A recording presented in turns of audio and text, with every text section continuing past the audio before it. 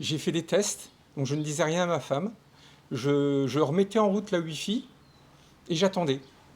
Et puis déjà, au bout de quelques heures, elle allait moins bien. Elle me disait, tiens, c'est bizarre, ou je commence à avoir du mal à vasodilater.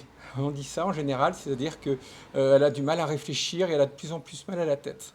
Donc à ce moment-là, je lui ai dit, ben voilà, j'ai remis la Wi-Fi, c'était juste pour voir. Et effectivement.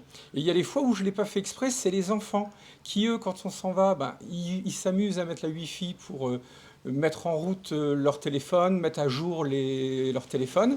Et quand on rentre, ben, ils ont oublié d'aller l'éteindre, la Wi-Fi.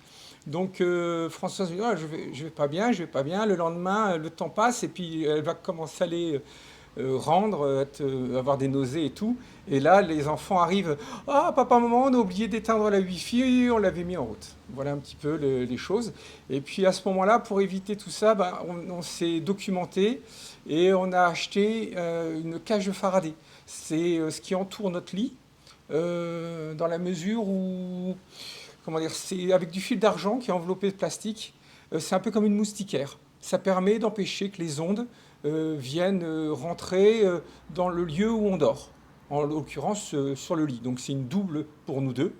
Et sinon, comme on a une antenne qui est pas très loin de la maison, s'il n'y a pas la cage de Faraday, ma femme ne peut pas se reposer correctement. Ce qui était le plus intéressant, c'est quand j'ai commencé à acheter du matériel pour tester, pour vérifier et analyser les ondes, pour voir où c'est, combien, quelles étaient les valeurs et comment j'arrive à atténuer les ondes.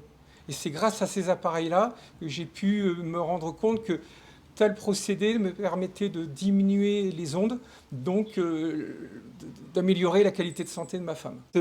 En Allemagne, ils ont défini, alors je le lis, c'est la valeur de la biologie de l'habitat en Allemagne, qui détermine des valeurs, des préconisations pour ne pas dépasser ces fameux voltmètres.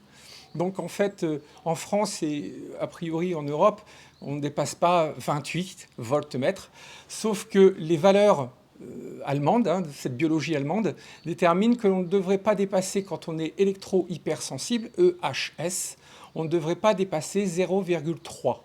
Donc vous imaginez, entre 0,3 et 28, c'est énorme. Alors heureusement pour nous, il y a pour ainsi dire nulle part qui est 28. En général, une antenne 4G ou 5G, 4G, on va dire, va émettre, quand on est à 100 mètres d'elle, elle va émettre du 2 volts, 3 volts, 4 volts. Quand on va s'approcher, on va monter à plus, hein, bien évidemment, mais quand on est assez loin, ça va encore. Mais ça reste 3 volts, 4 volts, 5 volts, ça reste quand même énorme.